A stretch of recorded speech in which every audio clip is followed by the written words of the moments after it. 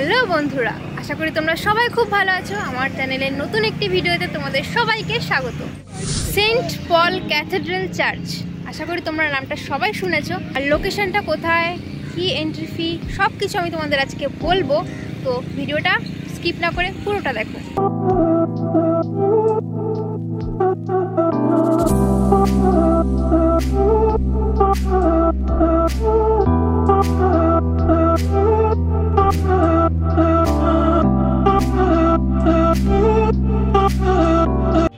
প্রথমেই বলি কীভাবে তোমরা এখানে আসবে।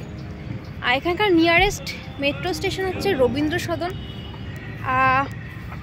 রবীন্দ্র সদনে তোমরা বাসে করে আসতে পারো, সেখান থেকে জাস্ট ওয়াকিং ডিস্টেন্সে এখানে আসতে পারবে।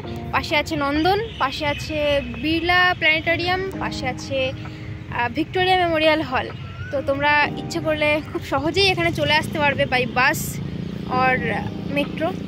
আর যদি তোমাদের ক্যাব থাকে তাহলে তো খুবই ভালো।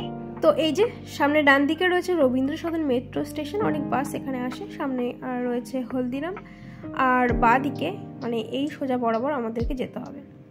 এই যে কাপেলটা যেরকমভাবে হাত ধরে হাঁটে, তোমরা কিন্তু অবশ্যই এরকমভাবেই একজন সঙ্গী নিয়ে হাত ধরে হেঁটে তবেই যাবে। একটু এগোলেই তোমরা এই স্ট্যাচুর পেছনে দেখতে পাবে 42 বিল্ডিং, এবং বাঁ দিকে আছে বিড়লা প্ল্যানেটারিয়াম। তো সামনে হেঁটে এগিয়ে আসতে হবে যাওয়ার জন্য, এবং ডান দিকে এই বাস যাচ্ছে, তার অপোজিটে আছে ভিক্টোরিয়া মেমোরিয়াল হল। তো এখানে ঢুকতে টিকিট লাগে মাত্র 10 টাকা। আমরা টিকিট কেটে চলে এলাম সামনে, দেখতে পাচ্ছি এরকম দেখতে। তো আমরা টিকিট কেটে গেটের ভেতরে ঢুকতে যাচ্ছিলাম, এরকম সময় আমি সামনে এই সাইনবোর্ডটা দেখতাম, এখানে যা লেখা আছে দেখে খুব খারাপ লাগলো।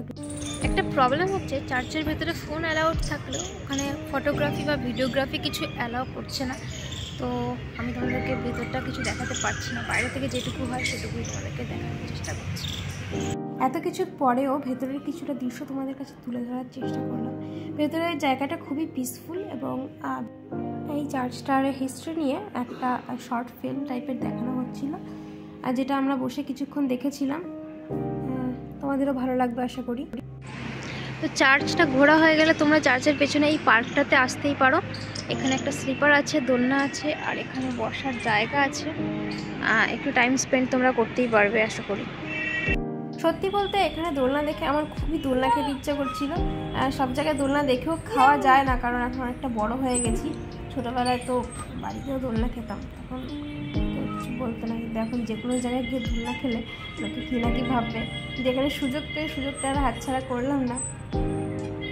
তো চার্চের পেছন দিকে আসলে তোমরা ঠিক এইরকম দৃশ্য দেখতে পারবে, যেখানে রয়েছে একটা গ্রাউন্ড, খুবই সুন্দর জায়গা।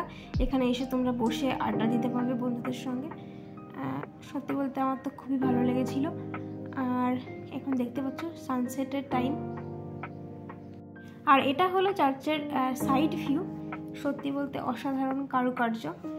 আর এখানে দেখতে পাচ্ছ অনেক গাড়ি রাখা আছে পার্কিংয়ে।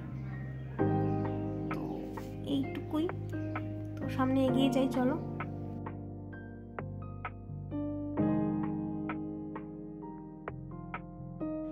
আর এইটা হলো সামনের ভিউ, দেখতে পাচ্ছ কতটা সুন্দর লাগছে দেখতে। আর আজকে যেহেতু উইকেন্ড নিয়ে আগেই বলেছি যে ভিড় একদমই নেই বললেই চলে। তোমরা উইকেন্ডে আসলে কিন্তু অনেক ভিড় পাবে বলে দিলাম। আর সামনে রয়েছে এরকম একটা ছোট্ট গ্রাউন্ড। গ্রাউন্ডের অপোজিট সাইডে এখানে গেস্ট হাউস আছে মনে হয় অনেক।